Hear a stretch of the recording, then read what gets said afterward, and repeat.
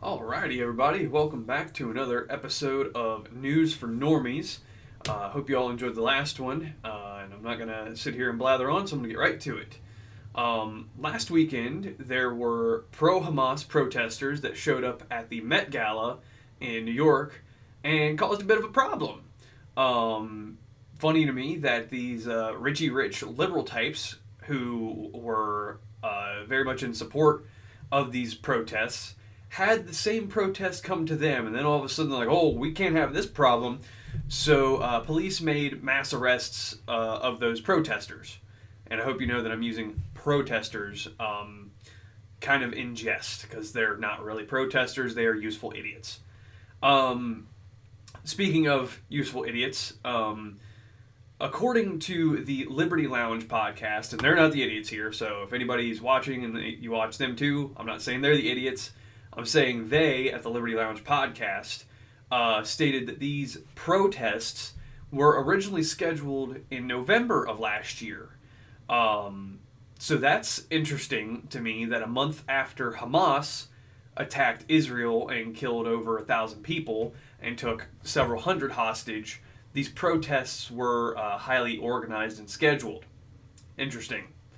The typical liberal also posted on Instagram for these protesters on how to make face scarves while they're at these protests.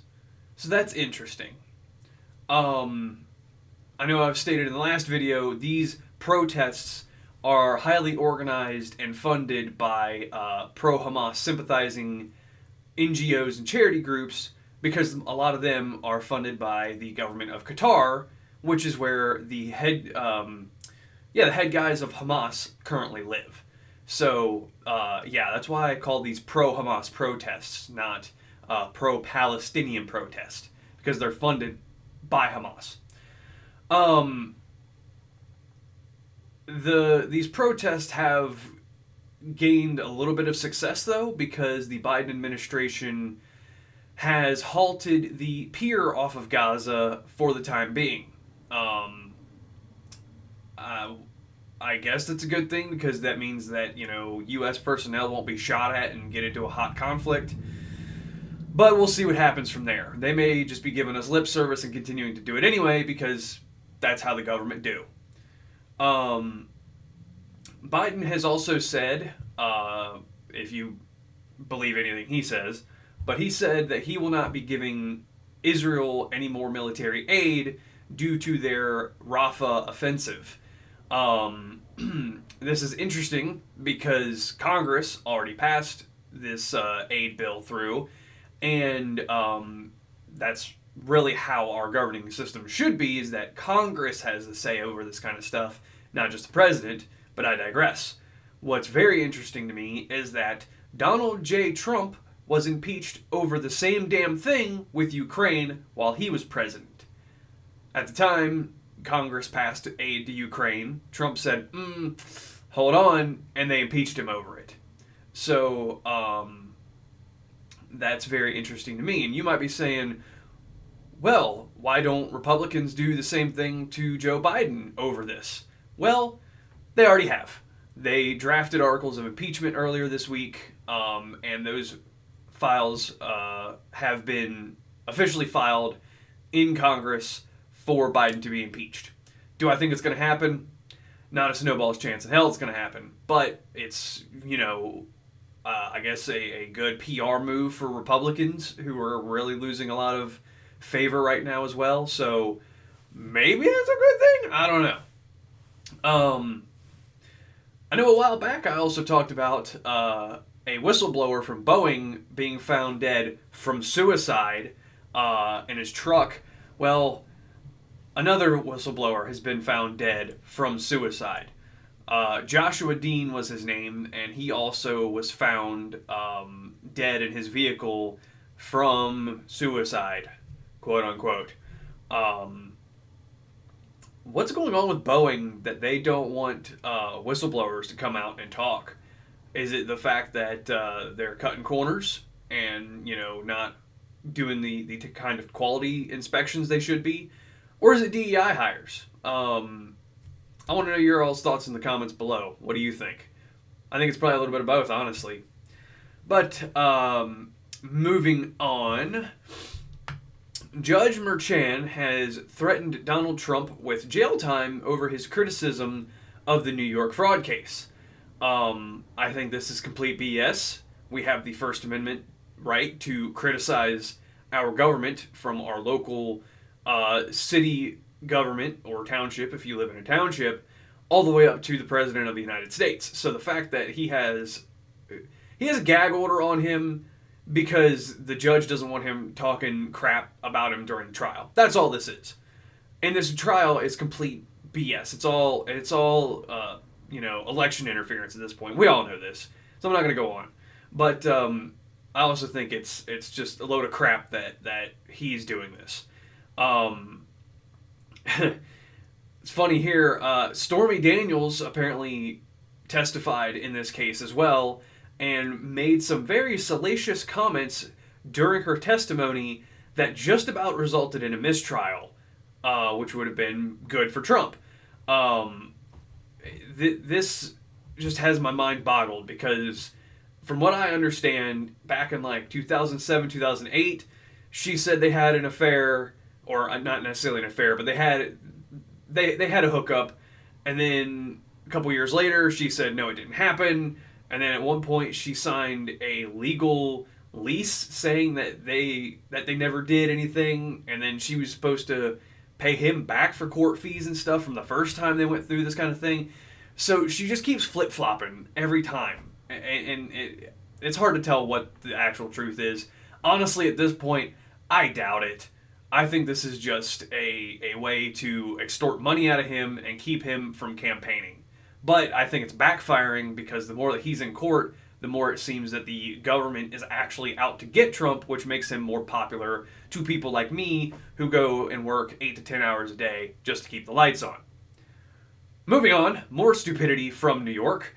The governor of the state of New York, Kathy Hochul, said, and I quote, "Black kids in the Bronx don't know what the word computer is."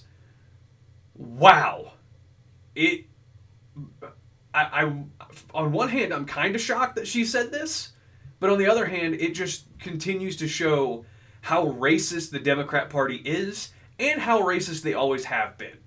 I mean, we can go back to the Civil War on this one. It was Southern Democrats that wanted to keep slavery. It was Democrats who fought to try to keep it, and they lost. And then it was Democrats who founded the Ku Klux Klan, who wanted segregation and Jim Crow laws, and even into the 20th century, voted for bills and stuff that put more black people in jail. Now, I'm not going to completely recuse Republicans of this, because there was a lot of them that went along with those things too. But it's all been done and started from the Democrat Party. If you want to see more examples of this, just see everything that Joe Biden has done in his political career. He is on video saying some very racist things, and we can only go back about 30 years ago to the 90s crime bill, which put more black men in prison. So don't let Democrats try and come off as, fighting for the good guys, and we're fighting on the right side of history, because they're not. They're absolutely not. Speaking of people feigning righteousness, TikTok is trying to sue the Biden administration over First Amendment infractions. I find this hilarious because they actively censor people whom the platform disagrees with. So people like myself are banned almost instantly. I'm not on TikTok. I refuse to use TikTok. If somebody sends me a TikTok video, I just open it in a browser, even though I probably shouldn't do that. But I refuse to make an account, so don't expect me to do so. Because like I said, I'd get banned instantly. It's funny how, communists and Marxists always end up totalitarian, even though they claim to be, the party for the people. Speaking of Marxism, this one came up as a surprise to me this week while I was at work, but I listened to the Jimmy Dore show here and there, and he was talking with a guy by the name of Richard Wolff, who is a professor somewhere at some college. I don't even remember. Don't care. But this guy, Richard Wolff, was defending Marxism in the dumbest way. I was shocked when I heard this. On one hand, it doesn't surprise me that a college professor is defending Marxism, but somehow this man claims to, be highly educated, but apparently has never opened a friggin' history book. On paper, it's a great theory. All the workers are, have equal pay and have, all their needs taken care of and this, that, and the other. But we've seen every single time where Marxism has been implemented in a country, it has led to, full-blown communism and totalitarianism. See the Soviet Union, see Communist China, see North Korea, see Vietnam and Laos and, Southeast Asia. Every time it's implemented, people die in large numbers. Okay? There have been an estimated 100 to 150 million people that have died because of this stupid ideology. So if you're watching this and you're on Twitter or whatever, go light up his comment sections and tell him how stupid he is. Don't threaten violence, not advocating violence, just a little bit of shame. Because this is stupid. Man, it blows my mind how a college professor can be this friggin' stupid. Speaking of somewhat more stupidity, Vivek Ramaswamy has restarted his podcast, Truth with Vivek Ramaswamy, and had Ann Coulter on for his first episode of the rebrand. Overall, this conversation was very productive. They talked about the scary N-word nationalism. I highly encourage you to go listen to this podcast, but be prepared for some stupid points coming out of Ann Coulter's mouth, like her saying that she couldn't vote for Vivek because he's Indian. Okay, I get that he has a funny sounding name and a little bit more, melanin in his skin than you, Ann Coulter. But he has, one, he's young, okay, so he's not like Joe Biden where he's going to croak any minute now. And two, he is sharp as a tack. He's a very brilliant guy. And three, he has ideas on how to get this country back on track and get us to, the level of where we were kind of on the world stage. I would say in the 1950s, when we had a booming manufacturing base here, energy was cheap. He's just got some brilliant ideas. I love Vivek, and I am sad that he dropped out of the presidential race, but we'll see what happens with his political career going forward. I would love to see him in the second Trump administration and then become president in 2028. But I don't have a crystal ball, can't look into the future. Again, go listen to that podcast episode. It's, I think they make some very good points, but she also says some dumb things too.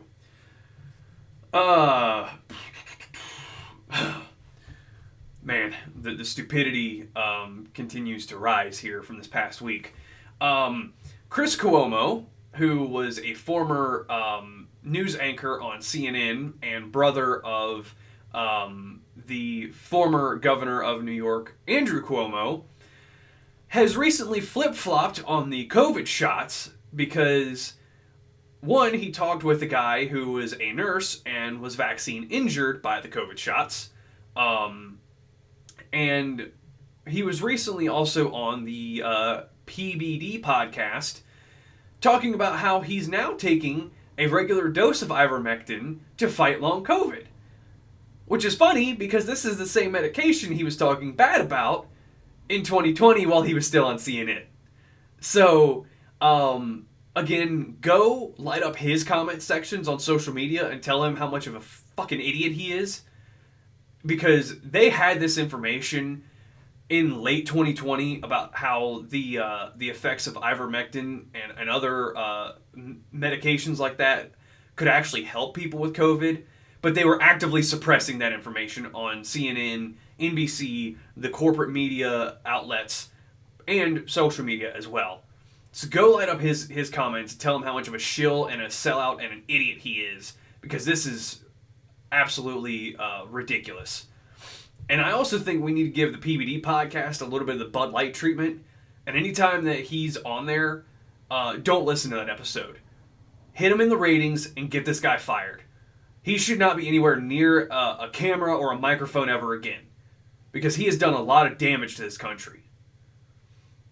Likewise, doing damage to people, AstraZeneca, one of the brands that had COVID shots, pulled theirs from the European markets, citing market reasons for the pull.